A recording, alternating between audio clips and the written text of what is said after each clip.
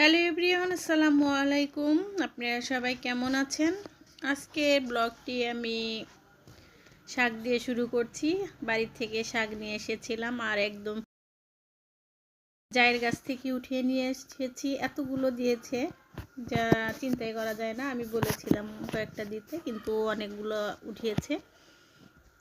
উঠানোর পরে আর কি দেখলাম এতগুলো দিয়েছে, আর কি করার।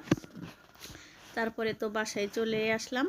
চলে আসার পরে শাকগুলো আর কি পরের দিন বেছে আর কি ভালো করে রেখে দিব। আর যেহেতু পানি ছাড়া এগুলি শাক, এগুলি অনেক দিন থাকবে, আমি সবগুলো বেছে নিচ্ছি।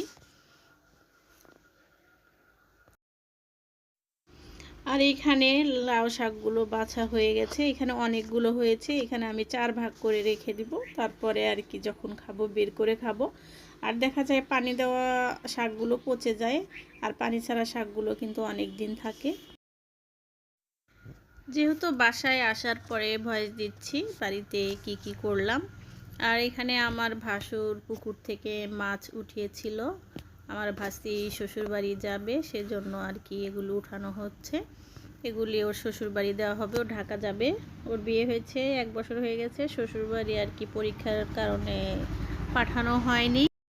আর যেহেতু পুকুরে মাছ আছে সেজন্য আর কি ভাই উঠিয়েছে। এগুলো শুধু আঁশগুলো ফেলে দিবে, আর এগুলো ভালো করে কেটে এরপরে ফ্রিজে রেখে দিবে। আর এখানে রুই মাছ ছিল, ছোট পুঁটি ছিল, আর একটা বড় একটা চিতল মাছ উঠেছে। আর এগুলো যেহেতু ঢাকা পাঠানো হবে আর ফ্রিজে বরফ করা হবে, বরফ করে তারপরে রেখে দিবে। এগুলি কেটে পরিষ্কার করে নিবে।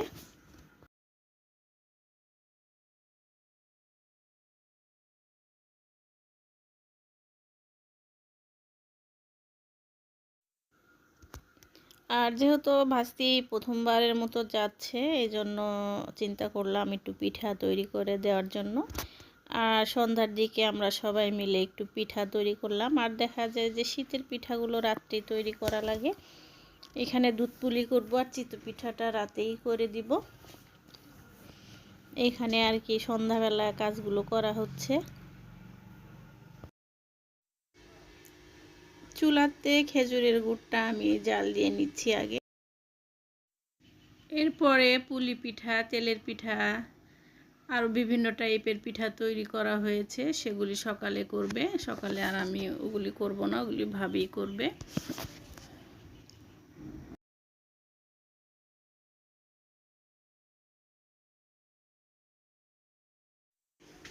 এইখানে বক্সে দেওয়া হচ্ছে, আর এটা ককশিটের বক্স ছিল, এর আগে মাছ আনা হয়েছিল।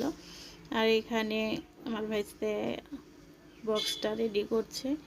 এটা হলো সেই পুকুরের মাছগুলো, কবুতর, মুরগি এগুলো দিয়ে দিচ্ছে। আর যেহেতু ঢাকা যাবে সেজন্য একটু বরফ করা হয়েছিল, বরফ করে এরপর উপরে দেওয়া হবে।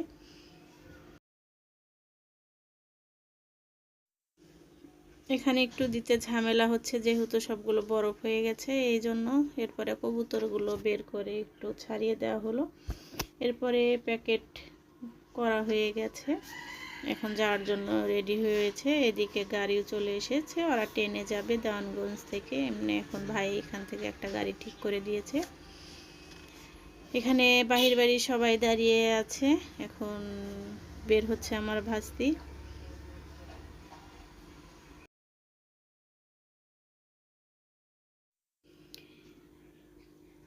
আর মেয়েদের জীবনে এরকমই, বিয়ে হলে শ্বশুরবাড়ি যেতেই হবে, এটাই বাস্তব। আর বাস্তবতা তো মেনে নিতেই হবে। আর আমার ভাস্তি অবশ্য ওইভাবে কখনো যে কোথাও থাকেনি। এখন দোয়া করবেন ও যেন ভালোভাবে থাকতে পারে, আর ছোট মানুষ।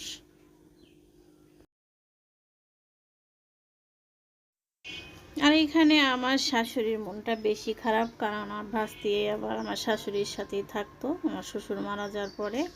আর ওর দাদা দাদিকে অনেক ভালোবাসে। আমার শাশুড়ি তো অনেক কান্নাকাটি করছে। এখন কি করার, যেতে তো হবেই।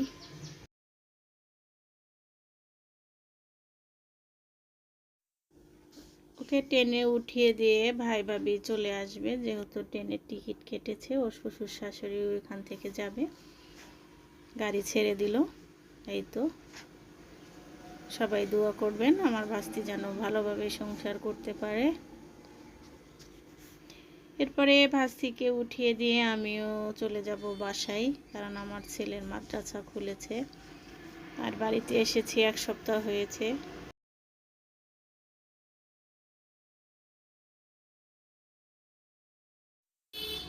ভাস্তিকে বিদায় দেওয়ার পরে একটু বাড়ির পিছনে আসলাম। এখানে পেঁপে গাছ থেকে পেঁপে পারবো আর পেঁপেগুলো পেরে নিয়ে যাব। দেখা যায় যে বাসায় গেলে তো কিনে খাওয়া লাগে, যেহেতু বাড়ির গাছ আছে চিন্তা করলাম পেরে নিয়ে যাই, ছেলেকে বললাম।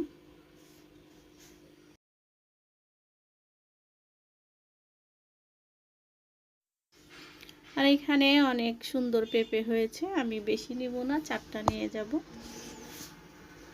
আর এটা হলো পিছন সাইড, আর এটা হলো আমার বিল্ডিংয়ের পিছন সাইডটা।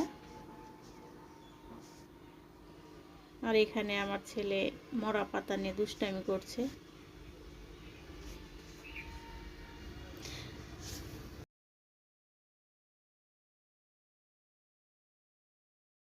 ইদানিং একটু বাড়িতে বেশি আসা হচ্ছে, যেহেতু আমার শ্বশুর মারা গেছে, খুব একটা বেশি দিন হয়নি।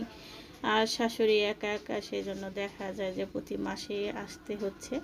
আর আমার ছেলের প্রতি মাসে মাদ্রাসা 5 দিন ছুটি থাকে, তখনই আসা হয়। আর মেয়েকে বাসায় রেখে আসি, এই তো আজকে চলে যাব।